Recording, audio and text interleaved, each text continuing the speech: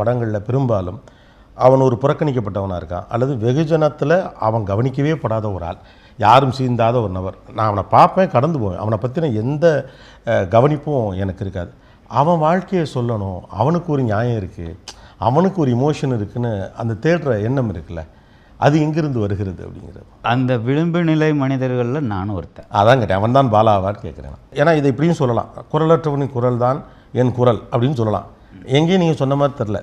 எனக்கு நான் தொடர்ச்சியாக உங்களை கவனிக்கிறப்ப, உங்கள் படங்களை கவனிக்கிறப்ப, கடைசியில் இவனுக்கெல்லாம் வாய்ஸே இல்லை, இந்த ஆள் தான் இவங்க வாய்ஸாகவே இருக்கிறாரு, இவன் நியாயத்தை பற்றி பேசுகிறாரு அப்படிங்கிறப்ப எனக்கு அந்த வார்த்தை தோணுது. ஆனால் நீங்கள் அதை பதிவு செஞ்சுக்க மாட்டேங்கிறீங்க. என் வேலை படம் எடுக்கிறதா அப்படிங்கிற மாதிரி ஒரு டைப்பாக நீங்கள் ரொம்ப சீரியஸாக நல்லா கேட்ட ஒரு கேள்வி. உங்களை போன்ற ஒரு படைப்பாளி வந்து ஒரு படத்துக்கும் இன்னொரு படத்திற்கும் இவ்வளவு இடைவெளியே விடுறீங்க. அவர் நல்ல ஒரு அன்போடு கேட்டார். இல்லை ஒரு படத்துக்கு நேரம் ஆகுதுலாம் நீங்கள் சொல்லியிருக்கலாம். நீங்கள் ஒன்றுமே இல்லாமல் ரொம்ப சிம்பிளாக, நான் ஒரு சோம்பேறி, ஒரு படத்துக்கும் இன்னொரு படத்துக்கும் மூடு வரலை, அதனால் எடுக்கலை, இதில் உங்கள் இமேஜ் போயிருமனோ அல்லது இது வந்து தப்பாக பேசிடுவாங்களோ அப்படிலாம் நீங்கள் யோசிக்க மாட்டீங்க. இமேஜ் என்ன இருக்குது? ஒரு ஜென்மம், அந்த ஒரு ஜென்மத்தில் இமேஜை காப்பாற்றி என்ன பண்ண போகிறோம்? வாழ்ந்துட்டு போவோம், வாழ்ந்துட்டு போயிடுவோம், அவ்வளோதான். நம்ம இஷ்டப்படி வாழ்ந்துட்டு போயிடுவோம். அடுத்தவங்களோட ஆசாபாசங்களுக்காக நம்ம வாழ்கிறத விட என்னோட ஆசாபாசங்களுக்காக நான் வாழ்ந்துட்டு போகிறதான வாழ்க்கை ஏன்னா எனக்கு எண்ணம். இப்போ ஒவ்வொரு கேரக்டராக எடுத்துகிட்டு வரோம்னு வச்சுக்கோங்களேன். இப்போ ப்ராப்ளி சேதுவை கூட ஃபஸ்ட் ஹாஃபில் வந்து அவனை மாதிரி இன்னொரு கேரக்டர் நான் எங்கேயோ ஒரு காலேஜில் எங்கள் தேர்ட் இயர் படிக்கிற அண்ணன் அப்படின்னு ஒரு கேரக்டர் நான் பார்த்துருக்கேன். ஆனால் செகண்ட் ஹாஃபில் வர சேதுவை நான் எங்கேயுமே பார்க்கல. ஓகே, அது பிதாமகனில் வர விக்ரம எங்கேயும் பார்க்கல, அந்த சூர்யாவையும் கூட எங்கேயோ கொஞ்சம் பார்த்துருக்கலாம், அந்த ஷேட்ஸ் பார்த்துருக்கலாம். இவங்க எல்லாருடைய தனித்துவத்தின் மீதும் ஒரு முக்கியத்துவத்தை நீங்கள் கொடுப்பதற்கு என்ன காரணம்? பரவலாக நான் அறிந்த சில கேரக்டர்ஸ் இருக்குல்ல, ஹெலிகாப்டர்லேருந்து இறங்கி ஒரு ஹீரோ வருவார், அவர் எனக்கு தெரியும் ஏற்கனவே. ஓகே, சண்டை செய்வார், வந்து 10 பேர் அடிச்சுடுவார், அந்த ஹீரோலாம் எனக்கு தெரியும். உங்கள் ஹீரோ எனக்கு யாருன்னே தெரில, அவனை என்கிட்ட கடத்துறது உங்களுக்கு கஷ்டம். அந்த சேலஞ்சை ஆசையாக செய்கிறீங்களா இல்லை அதுதான் உங்கள் பாணியேவா? ஆசையாக செய்கிறேன்னா பாணி, அதுதான் என்னோடய பாணியாங்கிறத விட எனக்கு அதுதான் வருது. சராசரி ஹீரோயிசத்துக்குள்ளே போகணும்னு நான் ஆசைப்பட்டாலும் அது எனக்கு கைகூடுமான்றது எனக்கே ஒரு சந்தேகம் தான். அதான் சராசரி ஒரு வாழ்க்கை. இப்போ ஒரு பாப்கார்ன் பார்த்துட்டு ரிலாக்ஸான ஒரு படம் பார்க்குறதுன்னு ஒன்று இருக்குல்ல, அந்த மாதிரி ஒரு படம் பாலா எடுக்க ட்ரை பண்ணியிருக்காரா அல்லது இன்றைக்காவது யோசிச்சிருக்காரா? நண்பர்கள்ட்ட பேசலை, ரிலாக்ஸாக ஜாலியாக அப்படி படம்டா அப்படி எடுக்கணும் அப்படி தான் பேச ஆரம்பிப்போம். அது கடைசியில் இப்படி வந்து முடிஞ்சிடும். ஜாலியாக ஒரு படம் எடுத்துருவோம் அப்படின்னு சொல்லிட்டு சிரிக்க எடுத்துருவோம் அப்படின்னு சொல்லிட்டு தான் டிஸ்கஷனே ஆரம்பிக்கும் கூட்டம். அது போக போக போக போக போக போக போக போக போக இந்த சந்துக்குள்ளே வந்துடும். அதையே தவிர்க்க முடியல. அதுதான் சொல்கிறேனே, அதுதான் எனக்கு கம்ஃபர்டபுளாகவே இருக்குது. அப்போ இப்போ இந்த கதாபாத்திரங்கள் கடந்து வருகிற சம்பவங்கள் அல்லது இந்த கதாபாத்திரங்கள் கடந்து வருகிற உணர்வுகள் இது எல்லாத்தையும் பாலாவும் தன்னுடைய பால்யத்திலேருந்து கடந்து வந்திருக்காரு. அப்போ ஏதோ ஒரு வகையில் இல்லை, எல்லா வகையிலையுமே இது கொஞ்சம் அதீதமாக இருக்கும் இந்த வார்த்தை. எல்லாத்துலேயுமே எக்ஸ்ட்ரீம் பார்த்துட்டேன். அதனால் எனக்கு அது மேலே ஒரு ஈர்ப்பும் இருக்குது. ஆனால் எல்லாத்துலேயுமே எக்ஸ்ட்ரீம் பார்த்துட்டா ரிட்டன் தானே வரணும், அதில் ஈர்ப்பு இருக்குங்கிறீங்களா அப்பையும்? ஏன்னா எல்லாத்துலேங்கிறதுல சரியும் இருக்கும் தவறும் இருக்கும். ஆனால் தொடர்ச்சியாக அந்த எக்ஸ்ட்ரீம் பார்த்த பிறகு பொதுவாக ரிட்டன் ஆவாங்க. ஆனால் நீங்கள் அதில் என்ன ஈர்ப்பு இருக்குங்கிறீங்களே? ரிட்டன் ஆனதுக்கப்புறம் அந்த ஈர்ப்பு இன்னும் போகலை இருக்கு. இது தொடர்ச்சியாக பாலா மீது வைக்கப்படக்கூடிய ஒரு விமர்சனம். செலிப்ரேட்டிங் வயலன்ஸ் ஆன் ஸ்க்ரீன் அப்படின்னு ஒரு திரையில் அவர் வந்து வன்மத்தை கொண்டாடுகிறார், வன்முறையை கொண்டாடுகிறார். இந்த காட்சியுடைய அழுத்தத்தை விவரிக்க இவ்வளவு வன்முறை தேவையா? எனக்கும் அந்த உறுத்தல் உண்டு. நீங்கள் ரொம்ப வெளிப்படையாக பேசுகிறதுனால நானும் அப்படி தான் அதை சொல்லணும்னு நினைக்கிறேன்.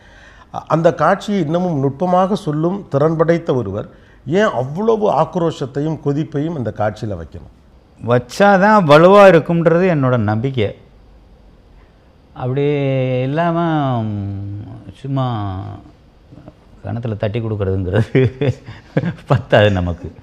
சின்ன வயசுலேருந்தே ஒரு ஒழுக்கமான வாழ்க்கை வாழலை, நான் சராசரியாக வாழலை.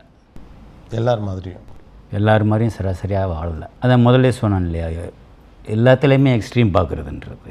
அதனால் என் மேலே உள்ள கோபத்தை நான் அடுத்தவங்க மேலே திருப்புறணும்னு எனக்கு ஒரு சந்தேகமாக இருக்குது. உங்களுக்கும் அந்த கேள்வி நீங்கள் கேட்டதுக்கப்புறம் வருது. ஸோ உங்கள் மேலே உள்ள கோபத்தை ஆக்சுவலாக அந்த அழுத்தமும் பஞ்சுமே உங்கள் மேலே நீங்கள் குத்திக்கிற மாதிரி தான் நினைக்கிறீங்களா? அப்படி தான் தோணுது. ஓகே. ஏன்னா ஒரு அப்படி இல்லைன்னா இப்படி பிஹேவ் பண்ணுறதுக்கு வாய்ப்பு இல்லை இல்லையா? ஏதோ ஒரு கோபம், யார் மேலே கோபம் இல்லை, யார் மேலேயுமே கோபம் இல்லையா? அப்போ உன் மேலே தான் உனக்கு கோபம். ஏன் இப்படி பண்ண, ஏன் இப்படி இருந்திருக்கலாம்ல, இப்படி செஞ்சுருக்கலாம்ல. பட் இன்னொரு பக்கம் நீங்கள் அதுக்காக ரெக்ரெட் பண்ணுறீங்களா? நான் இப்படி இருந்திருக்கக்கூடாது அல்லது ஏன் இப்படி இருக்கிறேன் அப்படின்னு உங்கள் மேலே உங்களுக்கு வருத்தங்கள் உண்டா? இப்போ வருத்தப்பட்டு என்ன பிரயோஜனம்? வருத்தங்கள் இருக்குது, இப்போ வருத்தப்பட்டு ரொம்ப லேட் இல்லை. அது நீங்கள் ஏன் என்னை கவனிக்கலை, ஏன் எனக்குள்ளே வந்து என்னோட இமோஷனலாக கனெக்ட் ஆகலை, என்னையே நீங்கள் டேக் கேர் பண்ணிக்கலன்னு உங்களுக்கு இருக்கிற உணர்வு தான் இந்த கதாபாத்திரங்களாமா. நானும் கவனிக்கப்படவில்லை, கவனிக்கப்படாதனை பற்றி நான் பேசுகிறேன். என் கூட பிறந்தவங்க மொத்தம் 8 பேர். அந்த 8 பேரோட அந்த அந்த அந்த தாய் தகப்பனோட அந்த அன்பு 8 பேருக்கும் பகிர்ந்து போயிடுச்சு. எனக்கு மட்டும் தனி அட்டென்ஷன் வேணும் அப்படின்ற ஏக்கம் அது சின்ன வயசுலேயே இருந்திருக்கு. நம்ம தனி நம்ம மேலே மட்டும் கவனம் செலுத்தணும் அப்படின்றது இல்லாமல் அப்படியே அன்பு பிரிஞ்சு போயிடுச்சா, எல்லார் மேலேயும் பகிர்ந்து அளிக்கப்பட்டதுனால அந்த ஒரு ஏக்கமும் கூட சேர்ந்து தொத்திக்கிடுச்சு. முதுகில் வேதாளம் ஏறி உட்காந்துக்கிட்ட மாதிரி அப்படி ஏறி உட்காந்துக்கிடுச்சு. அது இன்னும் போகலை. இன்னொரு பக்கம் பார்த்திங்கன்னா குறைவான படங்கள் தான் எடுத்திருக்கீங்க, ஆனால் கிட்டத்தட்ட பிளாட் எல்லாம் ஒரே மாதிரி இருக்குது அப்படின்னு ஒரு பொதுவான சில விமர்சனங்கள் சொல்லப்படுவது உண்டு. ஒருவர் இருப்பார், அவர் கடைசியில் கொல்லப்படுவார், அவருக்காக ஒருவர் பழிதி இருப்பார். இந்த பிளாட்டில் பல்வேறு விதமான அணுகுமுறைகளோடு பாலா பயணிக்கிறார் அப்படின்னு இந்த இதை நீங்கள் எப்படி பார்க்குறீங்க? எல்லாமே நான் பார்த்த படங்கள் எல்லாமே இந்த மாதிரி படங்கள் தான் என்னை இன்ஸ்பயர் பண்ணுது. இந்த மாதிரி இப்போ எதுவுமே புதுசு கிடையாது. இப்போ நான் எடுக்கிறது எதுவுமே வந்து புதுசுன்னு நான் ஒத்துக்க மாட்டேன். ஏன்னா ஒன்றும் இல்லை, ஹிந்தி சத்யா பார்த்துருப்பீங்க. அது வந்து ஒருத்தன் பாம்பேக்கு வர ஒரு ரவுடி கூட நட்பு கிடைக்கிது. ஜெயிலுக்கு பாம்பேக்கு வர்றான், ஒருத்தர் தவறு பண்ணனா அவனை பிடிச்சி உள்ளே தள்ளிடுறாங்க. இன்னொரு ரவுடியும் உள்ளே தள்ளுறாங்க. உள்ளே போனால் அவங்க 2 பேருக்கும் சண்டை. அப்புறம் ஒருத்தருக்கு ஒருத்தர் ஃப்ரெண்ட்ஸ் ஆகிடுறாங்க. ஒருத்தர் வெளியே வந்துடுறான், இன்னொருத்தன் ஜாமீன் எடுக்கிறான். 2 பேர் வர்றாங்க, சந்தோஷமாக இருக்காங்க. இந்த ரவுடிசம் வளர்ந்து போய்கிட்டே இருக்குது. ஒருத்தனை கொண்டுறாங்க, இன்னொருத்தனா பழி வாங்குறான், இன்னொருத்தன் பழி வாங்குறான். இதுதான் கதை. இதுதானே பிதாமகன். அந்த படம் தான் உங்களுக்கு இன்ஸ்பயர் பண்ணது? அது இன்ஸ்பயர் பண்ணதுனால அப்படி ஒரு கதை.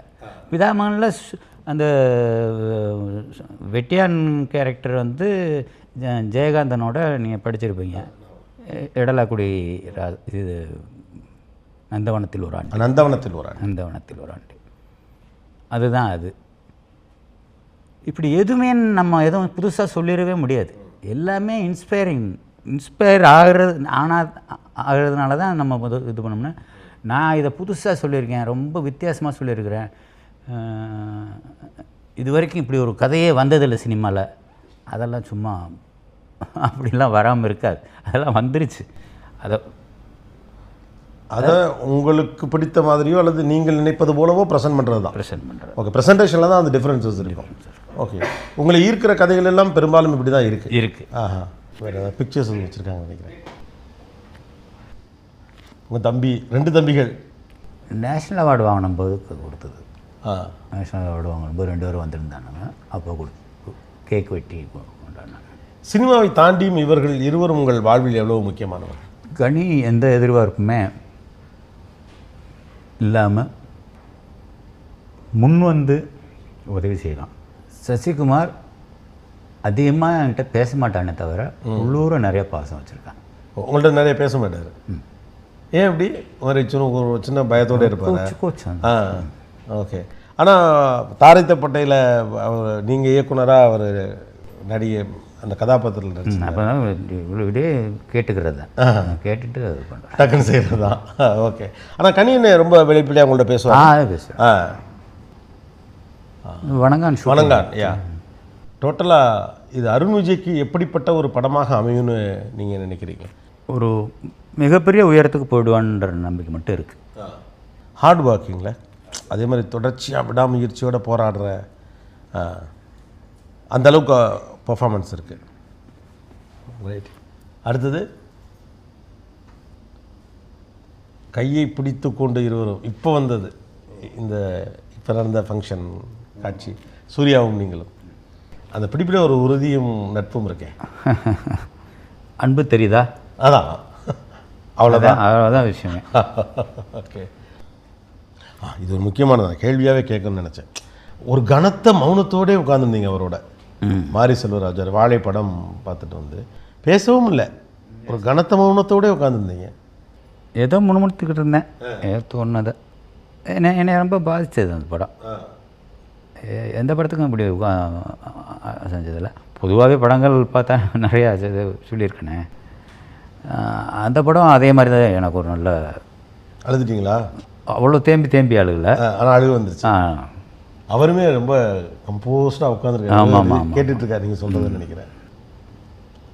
முதல் படம் பாலா வந்து நடித்து காட்டுறது பயங்கரமாக இருக்கும் அப்படிம்பாங்க. அதை பற்றி இடையில ஒரு விமர்சனம் வச்ச அப்புறம் விளக்கம்லாம் கூட கொடுத்தீங்க பரதேசிக்கு. பட் ஆனால் காட்சியை நடித்து காட்டுறது வந்து பாலா அப்படி நடித்து காட்டுவார் அப்படின்னு சொல்கிறாங்க. ஆனால் ரொம்ப சாதாரணமாக சிம்பிளாக எப்போதும் உட்காந்துருக்கிற ஒரு அப்படி தான் இருக்குது பார்க்கல. இவர் எப்படி நடித்து காட்டுவார் அப்படின்னு தோணுது. நானுமே வெளிப்படையாக சொல்கிறேன். அந்த நேரத்தில் எப்படி அப்படி நடித்து காட்டுவீங்கன்னு சொல்லுவாங்க. சில பேர் பேட்டியில் சொல்லியிருக்காங்க, மிக அருமையாக நடித்து காட்டுவார் அப்படின்னு. எல்லா காட்சியுமே நடித்து காட்டிடுவீங்களா நீங்களே ஒரு தடவை? சிவகுமார் சார், சூர்யா, நீங்கள் அவங்க வீட்டில் எடுத்தது. சிவகுமார் சாருக்கு அன்றைக்கி ஏதோ ஃபங்க்ஷன், அதுக்கு போடும்போது அங்கே வச்சு தான் வந்து அனங்கான் படம் பண்ணலாம்னு டிசைட் பண்ணது. ஓஹோ, இந்த சந்திப்பில் தான்? இந்த சந்திப்பில் இல்லை, இந்த சந்திப்பில் அனௌன்ஸ் பண்ணோம். இந்த நாளில் அனௌன்ஸ் பண்ணோம். பட் அதுக்கு முன்னாடி பேசியாச்சு. அன்றைக்கி ஏதோ ஒரு வீட்டில் ஒரு திருநாள் தான். ஓகே. சிவகுமார் அவர்களுக்கும் உங்களுக்குமான உறவை பற்றி அடிக்கடி சொல்லியிருக்கீங்க. இப்போ கூட இந்த ஃபங்க்ஷன்ஸில் அவர் தான் வந்து இன்ஹிபிஷனே இல்லாமல் ஓப்பனாக அப்படி ரிலாக்ஸ்டாக பேசினார் உங்களை பற்றி. உங்களுக்கும் அவருக்குமான அந்த பந்தம் எப்படிப்பட்டது? அவரோட மூத்த பையன் நான் தான். அவர் எல்லா இடத்துலையும் அவர் சொல்லிட்டு இருப்பார். அதுவே எனக்கு பெருமை தானே. So nice sir, thanks sir.